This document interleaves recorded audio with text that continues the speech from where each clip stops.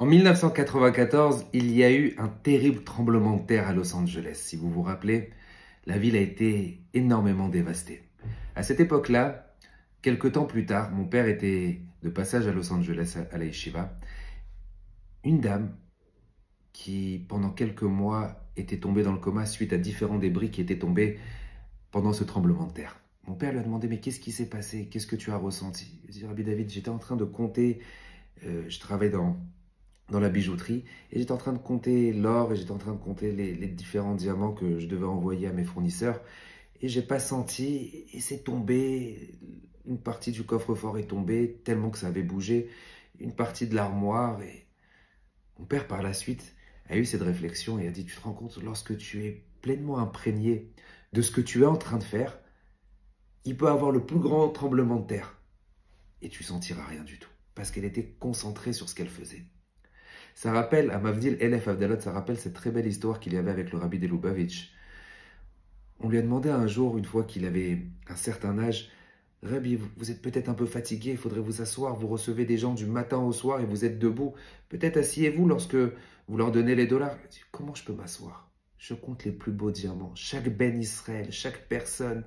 Je suis complètement pris de la mission que je suis en train de faire des brachot, donner du koar, donner de la force aux autres. Je ne peux pas m'asseoir. Et au contraire, je ne suis pas fatigué. Je suis bien. Dans la paracha de cette semaine, parachat Naso, Akadosh Baruch Hu demande à Moshe Rabbeinu, au Nessim, de compter à Israël.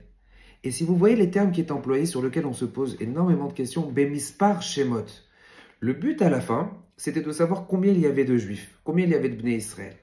Mais Hachem, Baruch Hu, Baruch Shemo, lui emploie le terme Bemispar Shemot.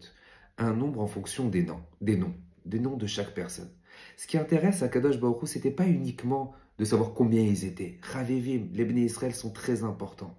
Ils sont très très importants. Ce qui m'importe, c'est pas de savoir combien il y a de personnes. C'est chaque personne fait partie d'un puzzle. Fait partie du puzzle énorme de la part d'Akadosh Baruch Hu. Je veux savoir les noms. Je veux savoir quelle force ils ont, qui ils sont, quel potentiel. Et sur ça, on peut se poser la question, mais Akadosh Baruch Hu, il sait parfaitement tout. Pourquoi avoir besoin de recenser, de compter combien ils sont? Exactement dans le même état d'esprit.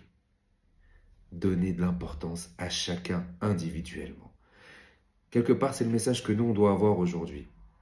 On peut avoir plusieurs enfants, on peut avoir plusieurs amis, on peut avoir plusieurs frères et sœurs, mais chacun doit avoir sa particularité, chacun doit avoir l'intérêt qu'on doit avoir envers lui donner son importance. À Mavdil, on essaie de ressembler à Kadosh Baruch Hu.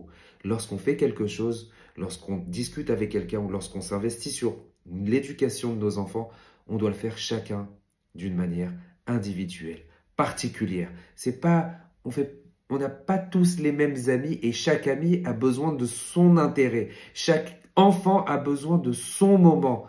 Chaque personne a besoin de son temps. Et c'est l'importance qu'on doit essayer de donner et d'essayer de ressembler à Kadosh Baruch Hu. Bemispar Shemot. C'est pas un nombre qu'on veut avoir. Non, c'est individuel. Un nom, s'intéresser à chacun.